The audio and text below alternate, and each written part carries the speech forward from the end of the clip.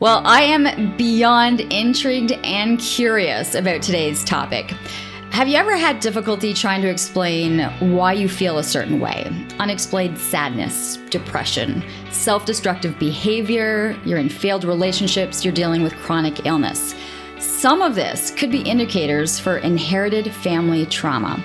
Johanna Lynn has 20 years experience in resolving inherited family patterns and is the founder of the Family Imprint Institute with an international private practice. A former clinical hypnotherapist, she is incredibly excited about her work now in epigenetics. Just that word right there kind of goes, what on earth are we going to be talking about today? So I am so excited to be diving into this topic and to really understanding how our brain is able to process things and what is actually inherent in terms of our family patterns. So welcome to Living Your Life with Lianne Laing, the podcast brought to you by Extension Marketing. And of course, for more information, you can always head to extensionmarketing.com. Thank you so much for all of your support, your shares, your likes, your subscriptions.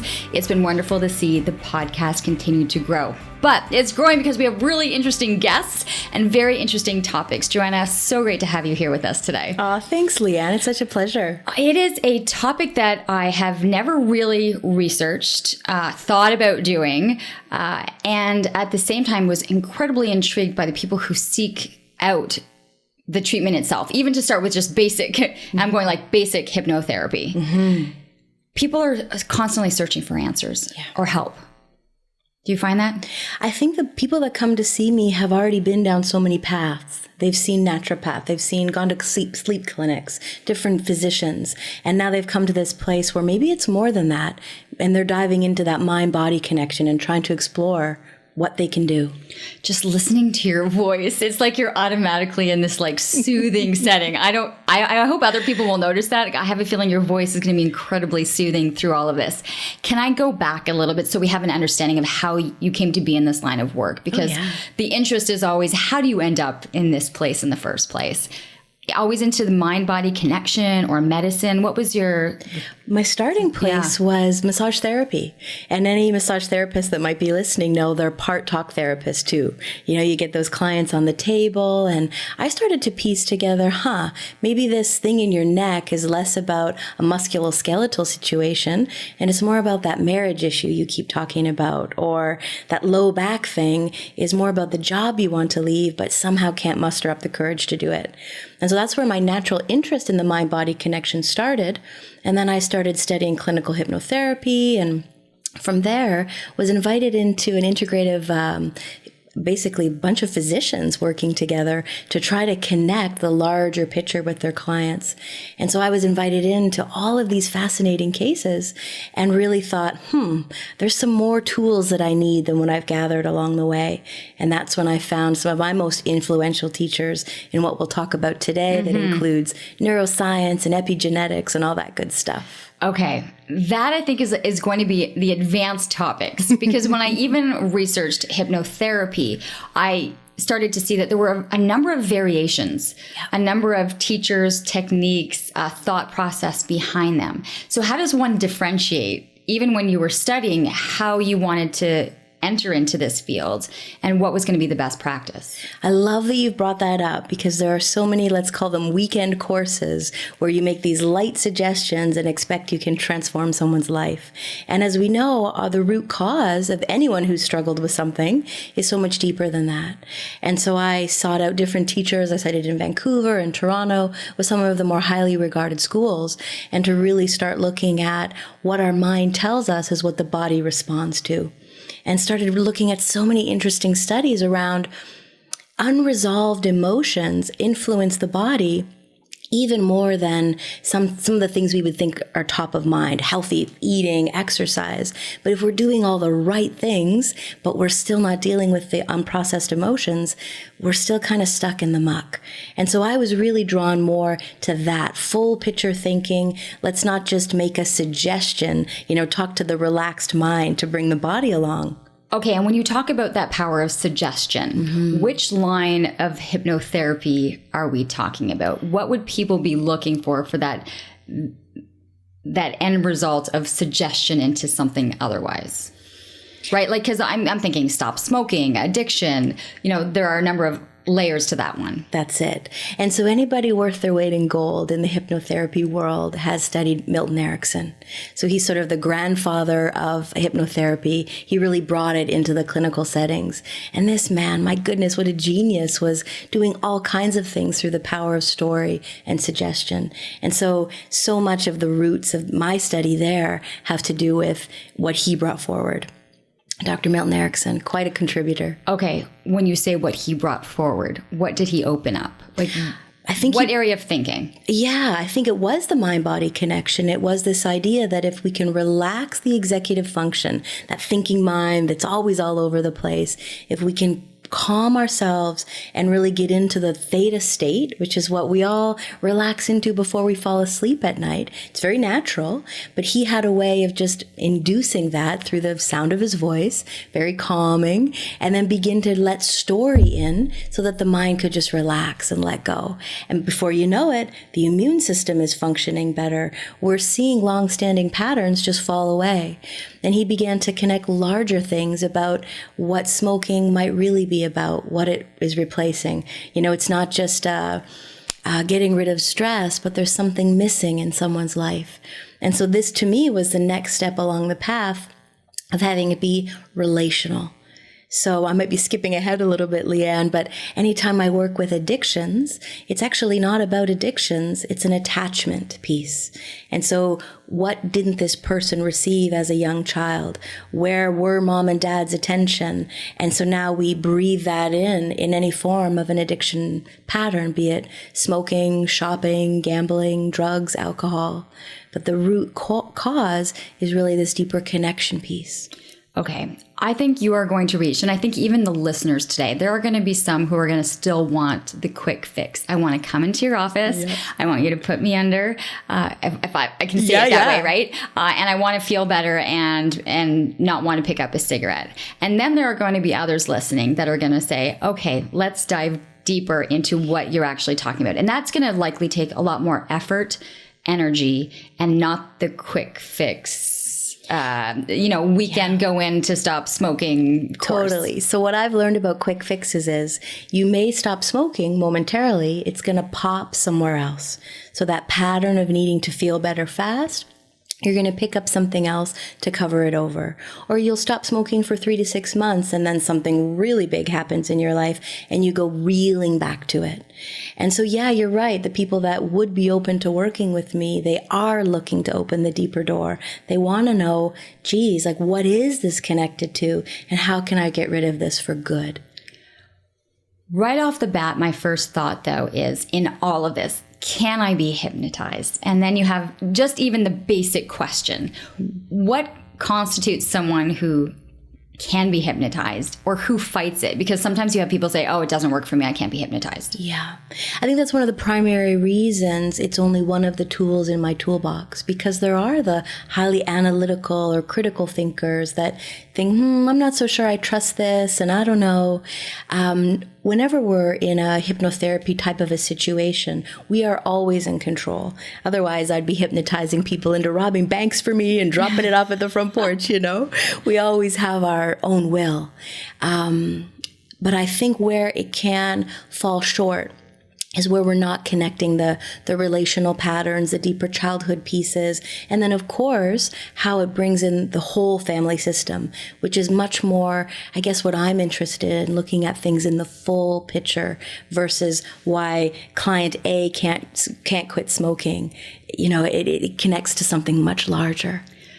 So I want to go through then the stages and how we do the work. Mm-hmm. So a patient, or what did you say? Patient, client? Yeah, client. Okay. A client comes in, and are we sitting? Are we lying down? Is there like I so picture like this string with, this watch at the other end. I mean, it's how it's what the movies have done. It's what the movies, right? And you kind of, your eyes are going back and forth and back and forth, or you have the circles. Right. How does it work? Like how does one get into the mindset to start the process. Yeah. And so we're sitting. I have a recliner chair so they can kick back if they so choose. We want to get into a relaxed state. And so a lot of it is really closing your eyes, beginning to deep breathe, and then I guide you into an inner image. You see, what I think a lot of people don't realize is that all of our lives are run on our inner image. So if we hold the inner image that, life is good, I expect good things to happen, things usually roll out that way. But people that come into my office, that's usually not their inner image. So if we go back and relate it to the family, their inner image might be, no matter what I could do, it was never good enough for my mom, or... Okay, I get that, Johanna, but are they doing that as soon as you incline them back into the chair? You betcha. Seriously? Yep. Like, how? How... I mean, people have enough trouble getting to sleep, to relax themselves enough to be able to fall asleep with ease. How are you able to lie them back in a recliner and start the dialogue with your amazing voice, by the way, but to be able to get into that conversation? Well, or would they feel like they're being hypnotized? Do they feel anything? Really, I'm no longer, being a clinical hypnotherapist was something I did about a decade ago. And so now I'm guiding people into their inner world, into that inner landscape, to explore what those inner images are that keep them stuck. So if they go back to that reference point of my mom was always critical, they're going to go into their lives filled with critical people. That will probably be their main complaint in their relationship. And so I'm looking for themes that keep repeating. And so it helps people feel a lot more comfortable of, okay, great, she's guiding me right to the source of what I want to release. And so they're quite receptive. It's really just about relaxing, going inward, and then we begin to sort out what that inner image is and create a healthier one that they can step out into their lives with. This is assuming that the person knows that there has been this history, or that they realize that their childhood had critical thinking, or they weren't able to please somebody. But what happens when the person doesn't realize or is unaware in their subconscious of what has transpired or what's there? You bring up such a good point. I don't think anybody comes into my office thinking, okay, my marriage issues, they're all about my infancy or gosh, what my mom went through. That's my role to put that together. And so a big piece of what I rely on is something called the core language approach. And it was designed by a medical hypnotherapist in the US. And it's a way of asking questions. It's actually a way of listening to how you even describe what's going on with you leads me to know exactly the route we have to work with. Which is why I typically see a client about 3 times till we get to resolution. So we're not talking forever and a day about what's wrong and how do you feel about that. Just in the first 10, 15 minutes of our time together, I know exactly where we need to start to work, right at that root cause so that everything else can unfold from there. But people will say if they've spent 10 years in psychoanalysis. I hear that every day. I'm sorry. I hear that every day. Right, okay. And that we've done more in one session with this approach. Why? How? I'm sorry, that's got to be the $1 million question. Like, how? Because there's still so much of the other science based on, the other treatment. So a lot of it, and I guess I lean back on my hypnotherapy roots, is the more we talk about the problem, the more we actually fire off the same stress chemicals, the same biochemicals in the body. So if you were to tell me something that happened to you when you were 10, some big awful thing, the same stress would happen in your body now as if this was something that happened yesterday. And so I'm never story-based in my work. I want to know the facts of the family so that I can begin to piece together where we need to work. So that's one main difference between talk therapy and this approach. The other is the approach that I work with now sits on about 50 years of experiential exploration, and now the science of epigenetics backs up. Maybe it's been uncovered for the last dozen years of what we've now seen in this work for almost 50. So it's kind of wild to see what science is now uncovering, that we're half our mom and we're half our dad. And this is influencing how we show up in relationships, how parts of ourselves we bring to work, how we parent, even how our immune system responds to the stress of our lives. It's all regulated by this deeper piece. And that's what I'm working with. Okay, so you mentioned the word epigenetics again in the answer. So can you define epigenetics so that people will have an idea as we discuss and the dialogue continues what we're talking about? Absolutely. So the environment that we live in, our body, sets off all kinds of signals within the different cells. And so the environment that we grow up in changes how our DNA expresses. So another way to say that in a story might be, let's say your grandfather was a prisoner of war. We'll use a gigantic, traumatic example. Now his DNA will be changed due to those experiences. That will now imprint your father and his DNA, how it expresses. We know through this science that it imprints 2 generations down, which means it would include you. So that might look like you're living in a safe, beautiful, abundant community, but you don't know what to do with the hypervigilance that lives in your body. You are ready, if you will, at the DNA level to deal with war, famine, to run as fast as you can, all of the resources your grandfather would need in such a time. It's as if you're born ready with the same experience, the same way to fight what's going on.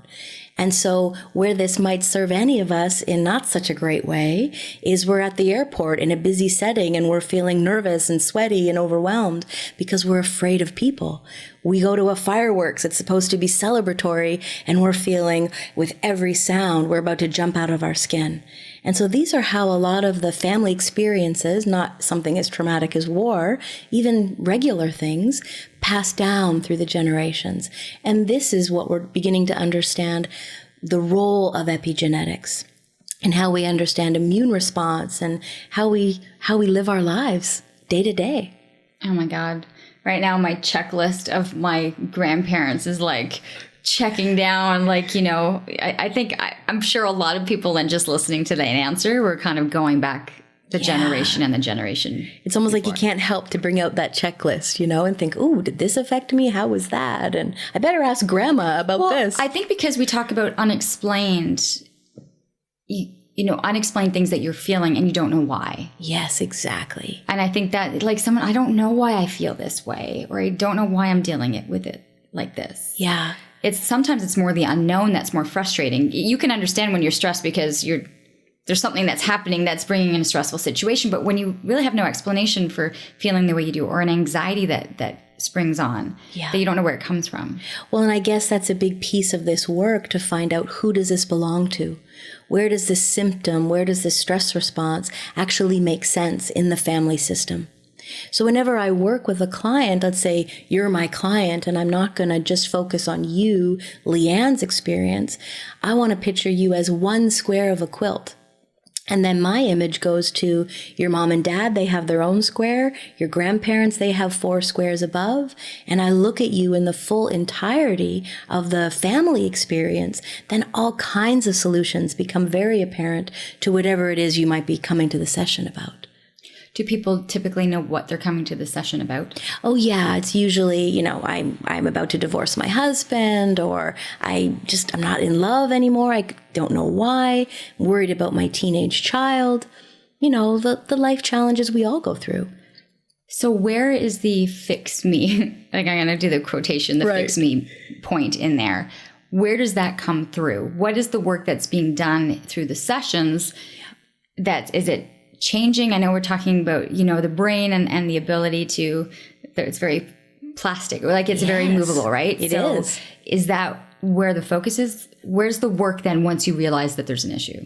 So or you found the point, the point of concern? So it's almost done in 3 pieces if we were to take down a first session. So the first part is, for me, the first third is to understand your map of the world, to try to make the connections that maybe haven't been made because it's your life. It's too close for you to see it. The second is we begin to make the connections. So let's say it is a marriage issue. Let's say it is a relationship piece. That's something I deal with pretty often. And so 70%, I kind of think it's way more than that the longer I'm in this work, of what goes on in a relationship has to do with each other's family of origin. So I might have a couple come in and they want to tell me, he did this and she did that. They want to bring out all their complaints. And the first thing I want to know is each other's family history as to why him withdrawing or her inundating and overwhelming actually fits like the perfect puzzle piece of what they modeled, what is imprinted in their love imprint when they come into that relationship. And then the third piece, beyond awareness, because it's one thing to know why we do what we do, it's another to show up differently, is to begin to say the things that are often held in our body that we could never imagine physically saying to our mom or dad or sibling, and to be able to have that move through the body so that we're no longer carrying it inside as a reference point. So there's an awareness that we're no longer projecting onto our husband, you need to fill the holes my mom never could. And we actually make it what it's really about. It becomes now a mother-daughter issue that needs resolution versus it living out on nauseam inside the marriage. What if one person's doing it and not the other? Oh, good question. There was just a study out of Brazil. There was this judge who loved this work and thought he'd take a course just for his own, interest. Yeah. And who knew, but in Brazil, there's a 2 or 3 year waiting list to move through the proceedings of getting a divorce. So he thought, well, why don't I just try this out with some of my clients? And so the couples that would both come forward and do this work together, they had 100% resolution. They no longer needed to fight it out in the courts. They could just come to an understanding. Now, to your question, what if only one half will do it? There was still a 91% resolution when this work is applied. And when you talk about resolution, is that saying that they stayed together and were happy? No. But that it wasn't. Can separate amicably. War of the Roses. Exactly. Okay. We don't even need to go through the court system. We can divvy things up fairly. We can part lovingly. Was there any statistic in there that they withdrew the divorce proceedings and through this type of treatment, we're able to reconcile the relationship? This podcast is brought to you by Extension Marketing. They are a new breed of marketing agency that acts as your virtual marketing department, designing and implementing cost-effective marketing strategies that will grow your business. I can speak to this personally, as I've been using the Extension Marketing team to help me launch and grow my business. Founder Pat Whalen has been a lifesaver for me, a genuine coach, guiding me along the way into uncharted territory. Tell them you're a friend of the show and receive a free 1-hour consultation. Check them out at extensionmarketing.com. I didn't read that in the study. Sometimes that happens. And to be honest, sometimes the best thing is we've gone as far as we can, and the healthiest thing to do is separate. Yeah. So it's not always that you want to, it's not always fixing what you think is the issue. Agreed. Sometimes I don't feel divorce as a failure. We learn and we can take it forward. The only, if we quote unquote failure, is if we do that in the next relationship.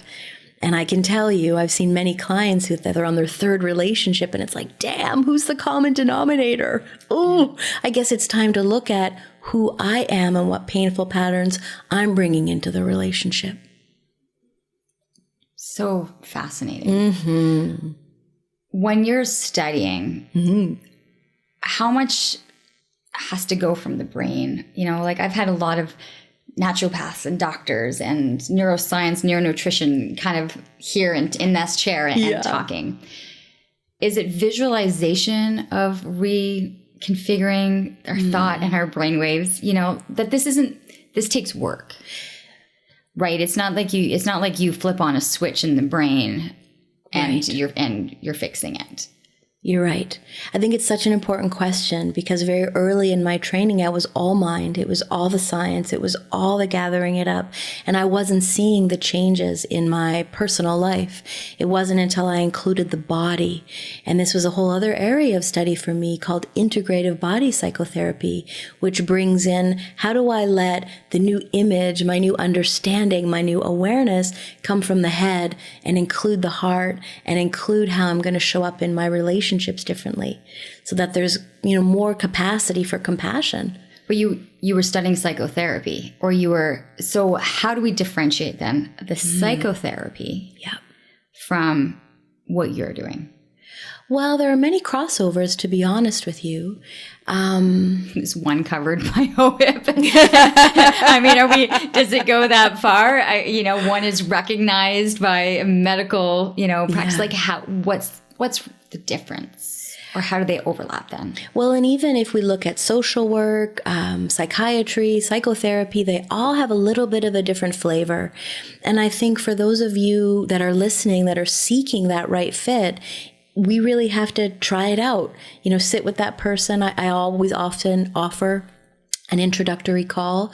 Are we a fit? Is this what you're looking for?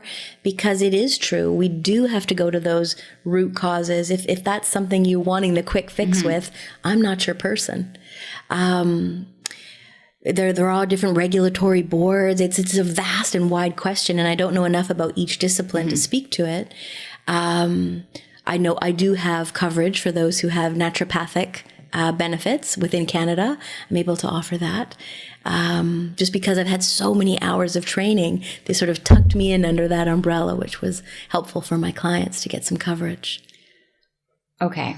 So I want to go back to people who don't quite know what's there. Yeah. Is it harder? Is it harder for you? No. Or is it easier when when a client walks in and I could sit here right now and be like, I've got Holocaust surviving grandparents who escaped the Hungarian Revolution, and landed in Canada as immigrants with $5 in their pocket. Yeah. I'm like, have a field day with me. Yes, this would be so good. Or have a field day with my mom because she actually lived through the trauma. So, but I can honestly say that I can, just listening to you go, I can feel the imprint. Yeah, I definitely can feel the imprint. Yeah, because as though it's in your mom, where did your body grow? So it's absolutely a part of your imprint. And so the not so sure about trusting love, not so sure about trusting life is going to be safe and really be that got your back kind of a feeling. And so a lot of this relates to where your mom would have been able to go with you emotionally, relationally, and where she couldn't. And so a lot of our own work as the daughter of a situation like this is to really begin to build our capacity to look behind what went on from our mom.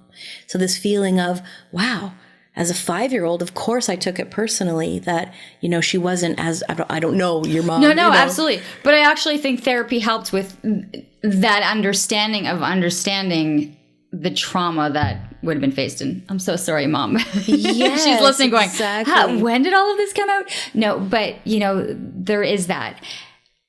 But there's a part that I wonder, and now I look ahead because you'll have clients in your sessions, and then you'll know that they've got a younger generation, that they have offspring, right? So are you able to them to start to say, this will transpire then with your children if you don't deal with it in some, this will continue to pass on. It's the truth of it. What we're not able to look at, what feels too big or too scary, that's our kids now. That will be what they pick up. And the work that we do, sometimes it might seem deep and heavy. There's a part of us that goes, and it ends with me. When I resolve this is something I'm no longer passing along to my kids. Okay. Can it be simplified at all? Can it be simplified at all that a parent is looking at their 18-year-old son who cannot get off of video games? So when I've got a situation like that, my first question exist? Because I'm thinking, okay, we're going really deep, but can I simplify it? Or I can't get my 15-year-old daughter off of her phone because she won't put her phone down. That's it. And so my first question about the teen with the video game is, where's dad?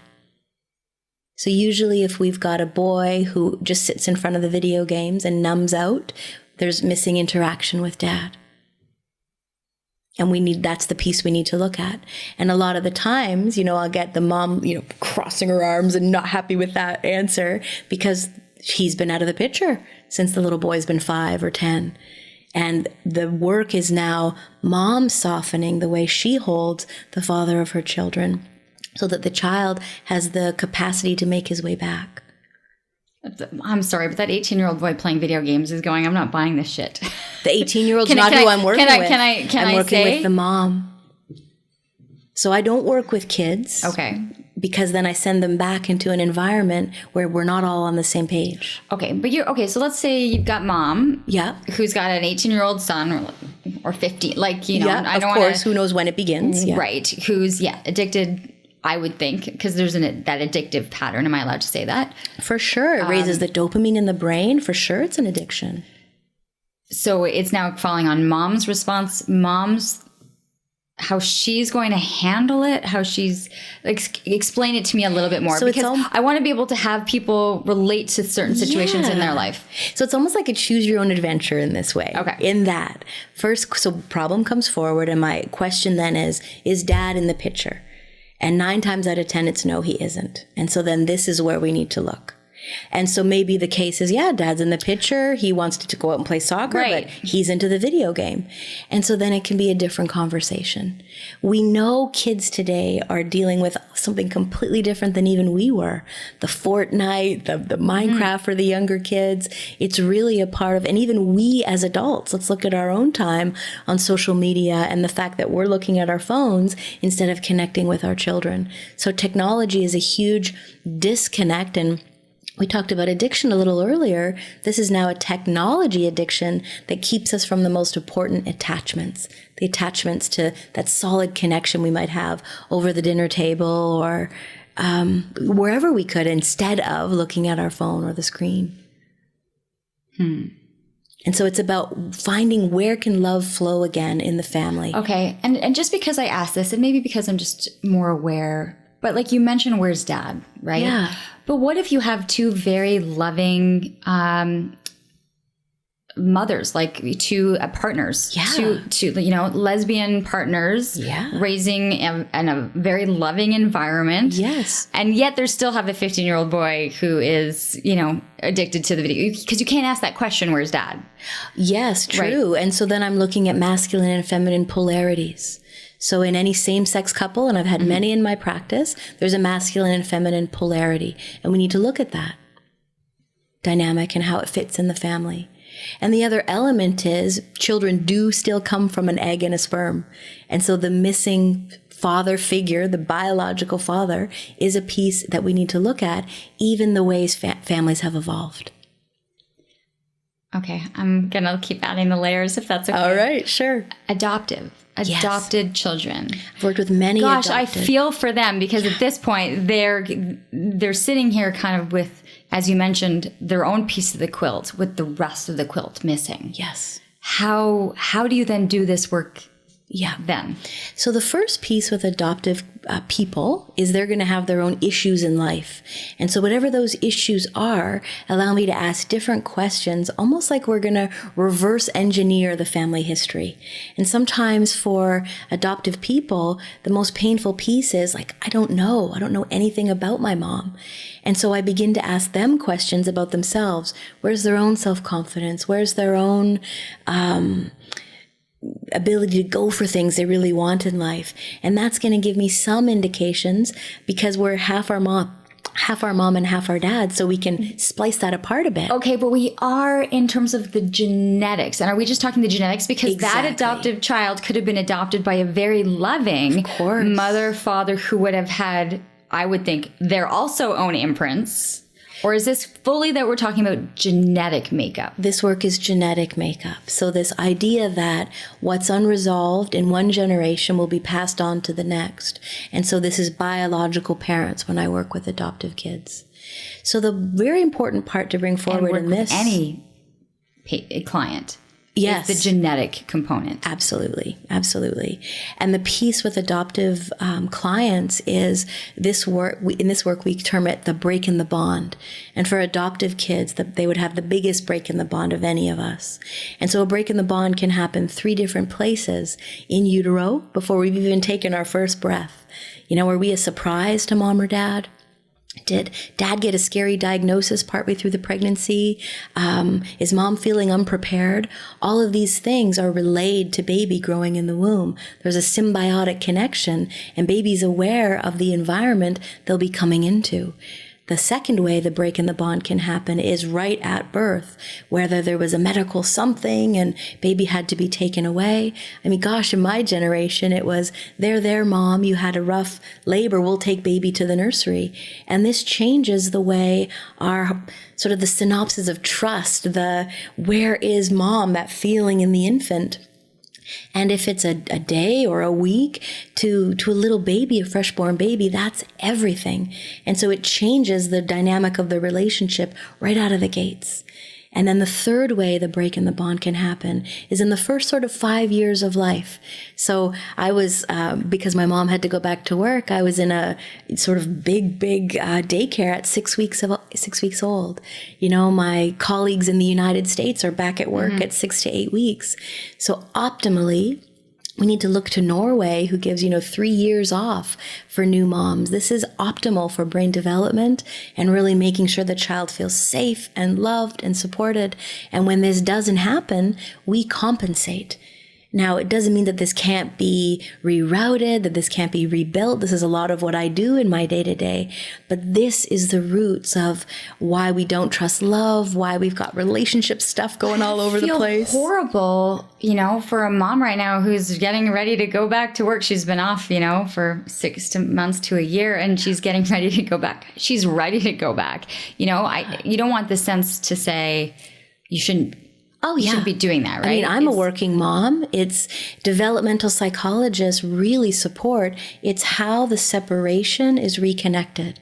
So this idea that when we drop our kiddos off at daycare, I can't wait to see you and mommy's back at this time. And even if they're small and you can't understand that conversation, there's the hug, there's the eye-to-eye connection. And then when the child is picked up, there's the same. We meet the child, we're eye-to-eye connection, we're not looking at the phone and talking to them in the background, but there's that real collection of the child is what it's called.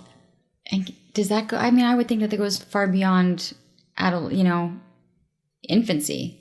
I would think it's still the same when you're picking up your kid in grade 9 and they get into the car. Definitely. Yeah. And sometimes we need to take our kids on drives. That's the advice I've been getting because our son's just 10. Get him in the car, drive him somewhere, then the conversations can start. Always the best in the car for sure.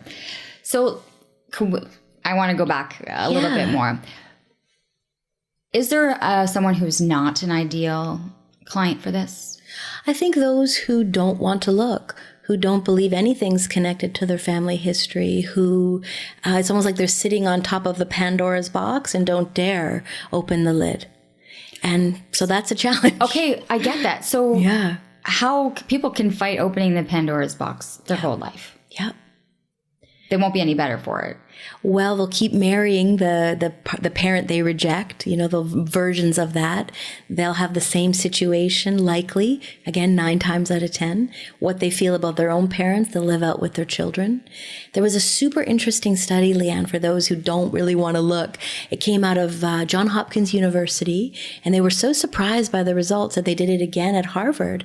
And so it was anyone can look it up on PubMed. It's called the Mastery of Stress Study. And they were curious, is there any correlation between how people feel, like their well-being, and their relationship with their family? And so it was a simple 4-choice question, multiple choice question. Describe how you feel about your mom. You could choose warm, close, tolerated, or strained. Same question with dad. They took thousands of patients and 35 years later looked them back up. And those who answered tolerated or strained with mom, 91% of them had a serious health condition. Those who answered tolerated or strained with dad was like an 82%. Maybe it was 86. Those who answered tolerated or strained with both mom and dad, 100% had a serious health condition 35 years later. So there's this concept for me that if we close the door, if we keep at an arm's length, if we write out reject, the very place where we got our life from, of course, we're going to have some issues with this body we have that's been given through that line. Was there anything positive for those that had love and support in that same study? The warm and close tell me more of the study. Yes. So the warm and close with mom had a 45% incidence of well, not doing well with their health. And with dad, I think it was a little bit lower, 42%, something like that. So we're drastically different. You're increasing your risk by about half. By not resolving, how you truly feel inside. When mom calls and you look up at your phone and go, oh, What does she want? You know, our cells are listening.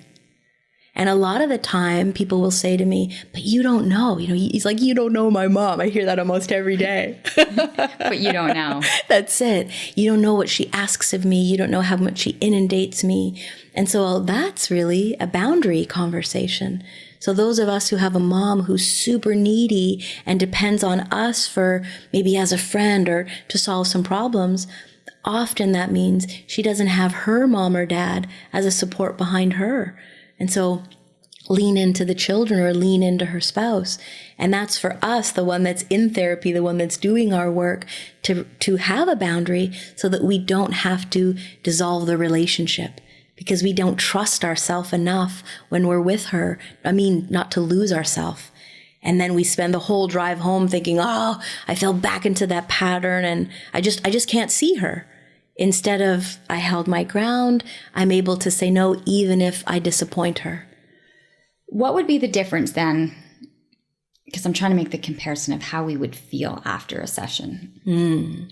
So you go through the session of the person, as I'm thinking, with the string going back and forth with the watch at the bottom. Yeah, that doesn't happen. But help me out here. With that person that came in who wants to quit smoking. Okay. And so they leave a session. How do they feel, their body and mind after that session? Then how do your patients feel after the dialogue you've had? Are they going to feel completely different? So some people feel like lighter, almost this elated feeling of, oh, like I've been carrying things that I didn't even realize aren't mine. It's almost a separation out, where other people feel totally exhausted and, you know, I can't go back to work later today. I need to go home and have a nap, you know? And so different people, depending on where they're at, their willingness to really look at all the pieces, all of that determines often how they feel on the other side of it.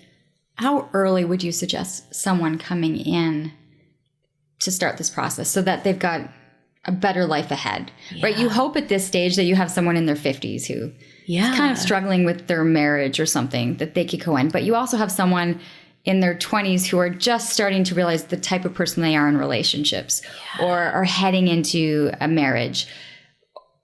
How different would the work be? Or if you get to it earlier, how much more joy or ease would you have? Such a great question. And I think it's human nature for all of us that we only really look at something when it's become too much of a problem to ignore anymore.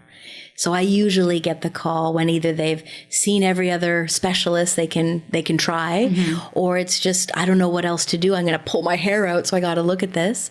Rarely do I get somebody that's wanting to be preventative, that's wanting to look ahead, that says, geez, you know, I saw my mom and dad really struggle in their marriage. I sure don't want that in mine. Often, you know, it's after the first big fight or after they're fighting too much in front of the kids or, you know, there's so much going on in our lives that I think only till it gets to a breaking point are we really going, okay, I got to look at this. So we can see a breaking point when it comes to our personal relationships and how we are with people. But we had mentioned at the top chronic illness, anxiety, fatigue. So where can this come into play and what would the changes in the shift be in that person? And is there science behind anything that has shown that there's been a decrease in illness or that they've fought a certain disease better because of this? So I have colleagues who specialize only in health through this model. It's brilliant. And so I guess they're not looking at marriage. They're not looking at personal relationships. They're looking at a person's actual health. That's it. Okay. And so from this body of work, we tend to see symptoms as the way the body's talking to you. And our role is to decode that. So someone that comes with, let's say, chronic fatigue, I'm going to see that almost like a neon light, you know, a neon arrow, like look here, depending on what else they tell me about what's going on in their lives. So there's this amazing book written by Dr. Gabor Mate called When the Body Says No. And I often share that with clients that are struggling with different illness, you know, symptoms, that when we're not able to say no to a friend or no to our mom who needs too much or wherever we might need to say that, our body starts to say it for us. So a lot of the times when I'm working with symptom or illness, it goes right back to a boundary issue. It goes right back to, where are they not able to say, you know what, I can't listen to you just complain about your husband 20 years later, and the conversation just stays the same. Nothing changes.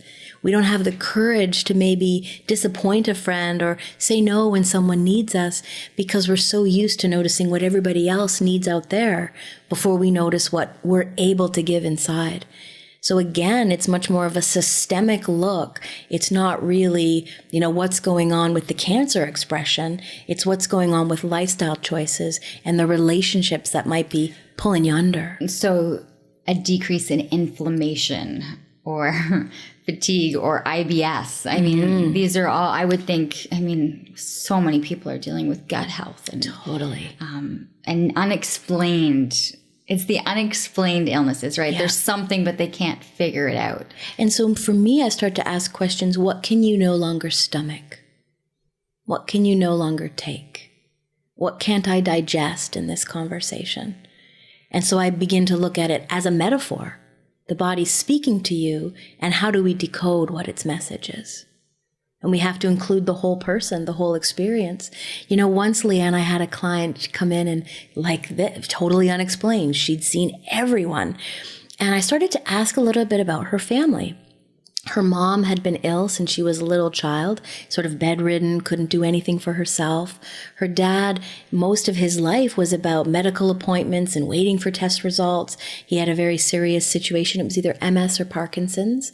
All of her siblings had something going on where they would gather around the family table and the conversation would be about the next doctor's appointment or the test results so-and-so was waiting for.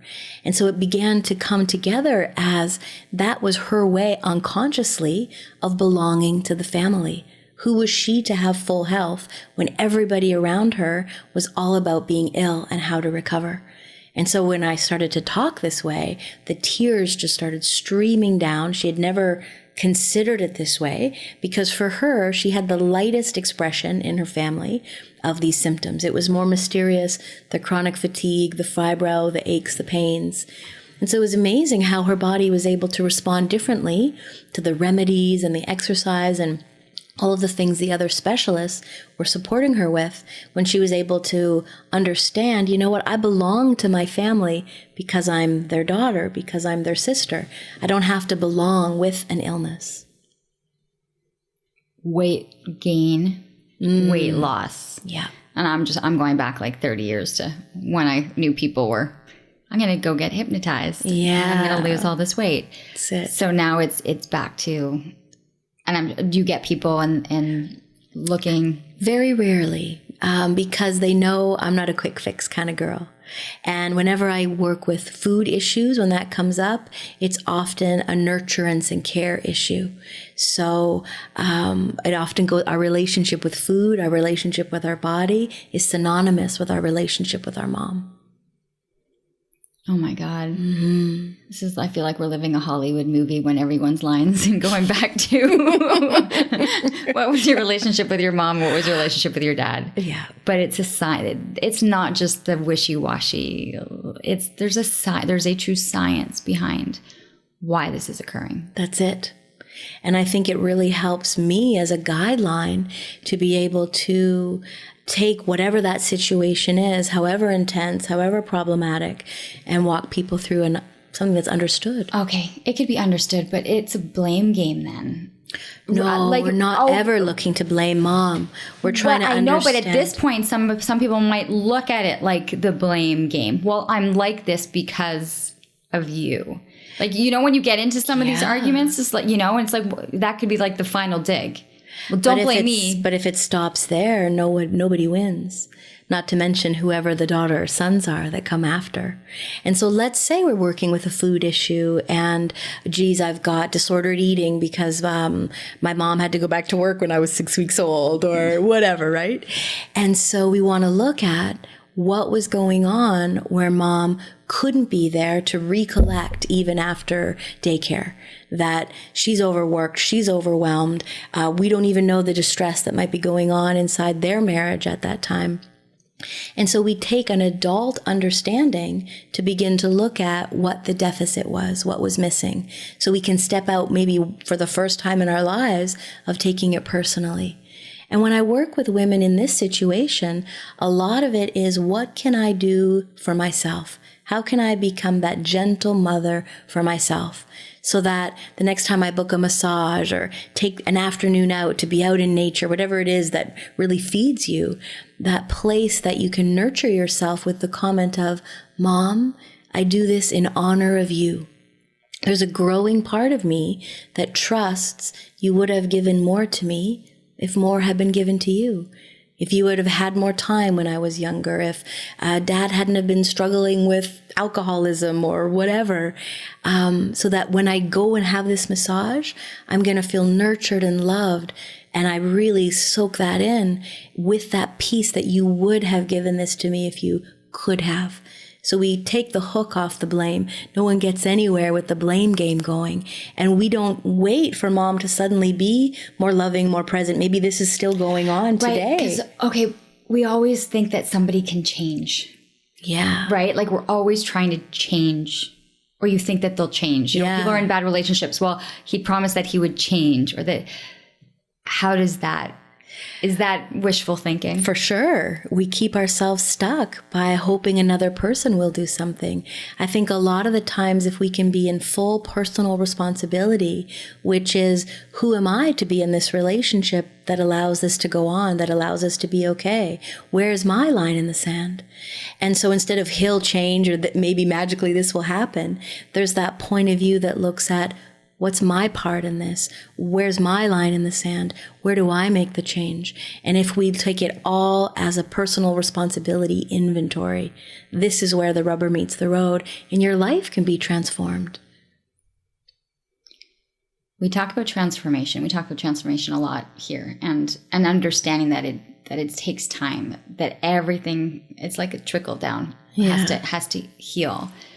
So you were saying that you could go in for 3 sessions, and it would take at least 3 sessions of you doing it for you to be able to find resolution. Mm-hmm. So how long would a process like this take? Right? Some people like guys, you know, sometimes they like, okay, if I invest this time, by this time, things could be different. Or how would someone foresee starting a process like this? So each session is 90 minutes. So there is sort of that space and time for that deep dive to have emotions come up, have connections be made, and to do the experience. I think that's the difference. It's an experiential process where body, mind, heart, soul is all involved. And if I can, it depends on the person, of course, but I like to space things about a month apart. So there's time for you to go back into your life with these new insights, with these new understandings. You know, how does that next conversation with your mom go? Or when that challenge comes up with your husband, how do you face it differently? So that we've got some more things to gather into the next session. And then we begin to really tweak what the root issue is about. So, you know, the first session might focus more on the body's memory of early life. The second might be about the really awful thing that happened to grandma on your dad's side and having to resolve how you carry that. It really depends on the case and what's in front of me that would determine how we would spend those 3 sessions. And it's certainly not some grand promise that, hey, 3 sessions and everything's going to be perfect. Well, no, people have been in psycho in the therapist office for 10 years. So at this point, 3 or 4 sessions is coming about it a little bit differently. There are people who deal with mental health issues. Yeah. So are you playing a dangerous, like, I don't know if it's fair to ask, but like, is there like a dangerous line that you cannot cross? Like people who are dealing with suicidal thoughts, or massive depression, or schizophrenia. Like, I'm sorry, I know I'm thinking, but I'm kind of trying to be like, you know, that's a lot for the brain to take in when it's already battling enough. And so I've worked with all examples of those cases very tenderly, very carefully. And I do have a team that I refer out to when I feel it's either the person may not have the readiness. There does need to be the readiness for anybody to step in. And respecting where people are at is a big part of not pushing someone too far, not asking questions that's going to send them reeling. certainly not re-traumatizing. And so this is why sticking with the facts of the family, building with that, can give a really solid structure to stay within what's safe for any given client, regardless of where they may be at the level of their mental health. Okay. And a lot of what people struggle with, from bipolar to schizophrenia, has their roots in their family history. Well, that's what I'm wondering, right? Yeah. But so we go as far back as war, we go as far back as the age-old victim-perpetrator conversation. And a lot of times we can see this play out again in the next generation. So for me, it's not about the diagnosis per se. It's about, how does schizophrenia look for you, client? Or how does bipolar show up for you, client? Not getting scared by the diagnosis, but looking at the patterns of suffering that this client is faced with and where it fits. My role is to, where does that belong in the family system? How do we make sense of it so we can actually neutralize it and give this client their life back? Are you inspired by the work that you do? Like, are there times when, a client will leave the office for the last time, right? And they came in as one individual and have embarked on something completely different? It's so inspiring. It doesn't even feel like the word. It's beautiful. And my dad, he's a withdrawn kind of guy, and he'll say, "Wow, Johanna, I was reading your website. It sounds like you're doing really good work." Is the first consideration for him. Wow. And I thought, yeah, I guess that's true. And for me, it's less about my inspiration and more about this feeling of, yes, you get to go back out in life, client, and not repeat these awful, painful patterns. There's some lights that have been turned on, and now things get to be different. And with fingers crossed for your children as well. And so I do my best to keep it more about the client and where they're going to go and how their life's going to be so much lighter. Or that the generations, there'll be a stop to the Exactly. imprint for the next generation. Yeah, they can take more of the good, leave the distorted behind. Where can people find you? Where would they go for more information? I think for some, if they've lasted this long, they're completely fascinated and going, okay, this could be applied to my life. Yeah. How do they do it? Well, they can find me on my site, www.johannalynn.ca.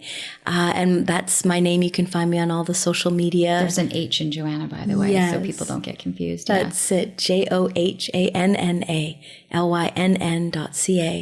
And on, I guess it would be more Facebook and maybe Pinterest. I love to share little articles and some of the latest in neuroscience and epigenetics. So if this has sparked your interest and you're wanting to learn more, that's really where I share most of it. On Facebook. Yeah. Well, it's good, I think, because, I don't think you started to press play and listening going, okay, this is like immediate. It's insightful. I want more information. Mm-hmm. Let's look a little deeper into this. Absolutely. Yeah. Do you even miss the clinical hypnosis? Not at all. No, not at all. It's almost as if you find a tool that just hits things out of the park, and so you drop all the other tools, It'll come in handy when I've got a super analytical person and we've got to kind of quiet the thinking mind. Might bring it out then and there, but yeah, this is really the path for me. When you hit it out the ball, you have the perfect bat. Yeah. You keep hitting out of the ballpark. You didn't need the other ones. That's it. It was an absolute pleasure to learn so much about this field and to have an understanding. I think for sure a lot of people are going to be thinking the checklists are definitely, going through their mind right now and following that family tree, that family history. Yeah. It's fascinating. Thank you so much. And as we mentioned, johannalynn.com. That's right. .ca, actually. .ca. But definitely on the Facebook page, you'll find a ton of information. I do want to say thank you so much to all of you listening to Living Your Life with Lianne Laing. And please continue to like, share, subscribe, comment on the podcast. Always looking for interesting guests if you have suggestions. And it's always great to be able to have these discussions. I've learned so much. This has been fantastic for me. Have a great day, everyone.